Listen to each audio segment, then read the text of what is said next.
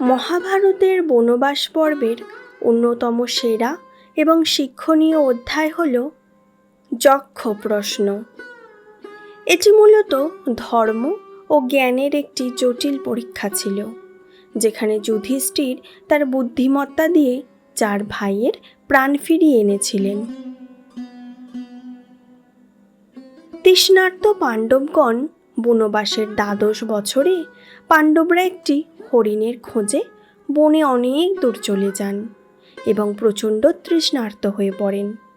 জলের সন্ধানে যুধিষ্ঠির প্রথমে সহদেবকে পাঠান।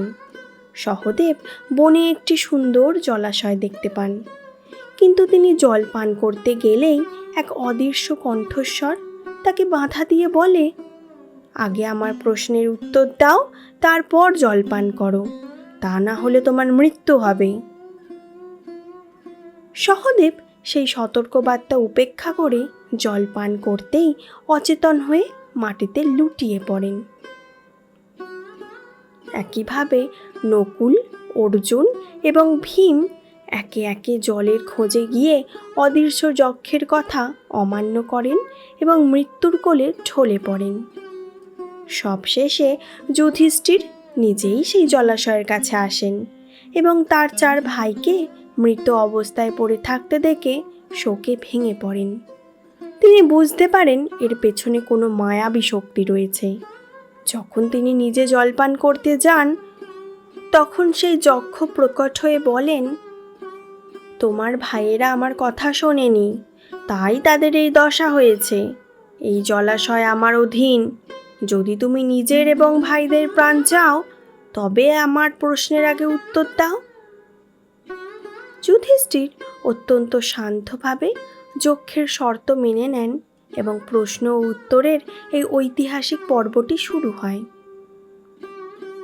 যক্ষ যুধিষ্ঠিরকে প্রায় 60টিরও বেশি আধ্যাত্মিক এবং সামাজিক প্রশ্ন করেছিলেন। প্রথম প্রশ্ন, পৃথিবীর চেয়েও ভারী কে? আকাশের চেয়েও উচ্চ কে? উত্তর, মাতা পৃথিবীর চেয়েও ভারী এবং পিতা আকাশের চেয়েও উচ্চ। বাতাসের চেয়েও দ্রুতগামী কি? খড়ের চেয়েও সংখ্যায় বেশি কি?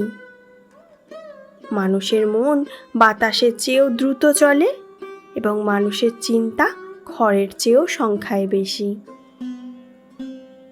কাজল বা অন্ধকারের চেয়েও কালো কি? কলঙ্ক বা অপযশ কাজলের চেয়েও কালো। ঘুমন্ত অবস্থায় কার চোখ বন্ধ হয় না? জন্মের পর কার প্রাণ বা গতি থাকে না? মাছ ঘুমানোর সময়ও চোখ বন্ধ করে না, আর ডিম থেকে জন্মের আগে তার কোনো নড়াচড়া বা প্রাণ প্রকাশ পায় না। প্রকৃত সুখী কে? যে ব্যক্তি ঋণী নয়, যাকে জীবিকার জন্য প্রবাসে থাকতে হয় না এবং যে নিজের ঘরে দিনে অন্তত একবার শাকান্ন রেঁধে খেতে পারে, সেই প্রকৃত সুখী। এই পৃথিবীর সবচেয়ে বড় আশ্চর্য বা বিস্ময় কি? প্রতিদিন চোখের সামনে হাজার হাজার মানুষ মারা যাচ্ছে এবং জমালয়ে চলে যাচ্ছে। তা দেখেও বেঁচে থাকা মানুষগুলো মনে করে তারা অমর এবং চিরকাল বেঁচে থাকবে। এর চেয়ে বড় আশ্চর্য আর কিছু হতে পারে না।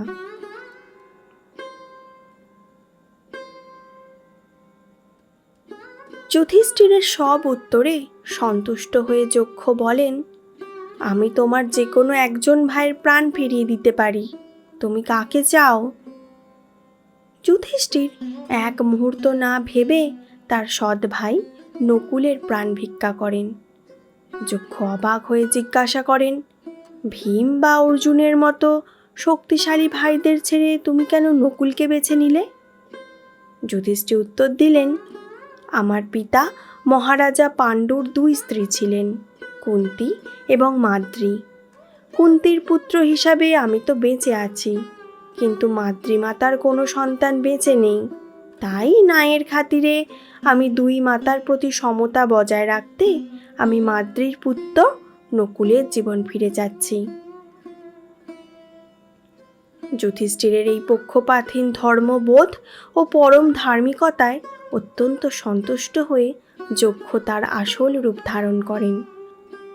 তিনি স্বয়ং যমরাজ ছিলেন, যিনি তার পুত্র যুধিষ্ঠিরকে পরীক্ষা করতে এসেছিলেন। যুধিষ্ঠিরের জ্ঞানে খুশি হয়ে যমদেব তার 4 ভাইয়েরই প্রাণ ফিরিয়ে দিলেন এবং পাণ্ডবদের আগামী অজ্ঞাতবাস সফল হওয়ার বরদান করলেন।